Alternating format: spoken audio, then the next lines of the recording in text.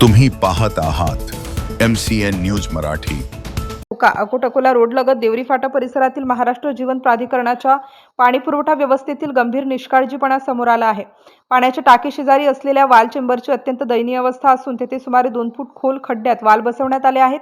या ठिकाणी गावातील भटक्या कुत्र्यांचा मुक्त संचार होत असल्याने नागरिकांना पुरवण्यात येणाऱ्या पिण्याच्या पाण्याच्या गुणवत्तेबाबत गंभीर प्रश्न निर्माण झाले आहेत।